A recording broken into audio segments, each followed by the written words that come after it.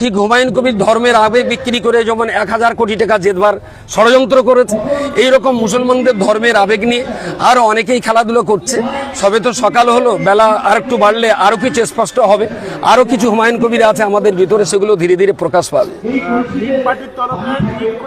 ঠিকই করেছেন তো, যদি কোনো দলের পবিত্রতা সৌন্দর্য বজায় রাখতে হয় তাহলে এই রকম নোংরামির সঙ্গে সম্পর্ক থাকলে তারাও মিম পার্টিকে আরো নোংরামি বলবে। সেই জন্য এইরকম মানুষের সঙ্গে সম্পর্ক বজায় রাখাটাও মিমের জন্য ইজ্জতের মামলা, বেইজ্জতি হতে হবে এবং মানুষের কাছে বিশ্বস্ত হারাতে হবে। এবং ইতিমধ্যেই এইরকম নোংরা লোকের সঙ্গে সম্পর্ক করার জন্য ইতিপূর্বেই মিমের অনেক পবিত্রতা বা সৌন্দর্যতা নষ্ট হয়েছে মানুষের কাছে।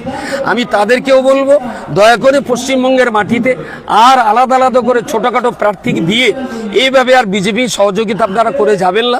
অন্তত মুসলিম যারা আছেন, সম্প্রীতি ভালোবাসার মেলবন্ধন তৈরি করেন হিন্দু ভাই যারা রয়েছেন, আমি এই সমস্ত দেশের ঐক্য সংহতি বজায় রাখার স্বার্থে যারা, এমন হিন্দু মুসলমান শিখ ইসাই বাঙালির জাতিসত্তা টিকিয়ে রাখার যে পক্ষে যারা, তাদের সবাইকে বলবো মমতা ব্যানার্জি ছাড়া দ্বিতীয় কোনো দল নেই পশ্চিমবঙ্গে যারা বাঙালির জাতিসত্তা রক্ষার জন্য মুভমেন্ট করছে।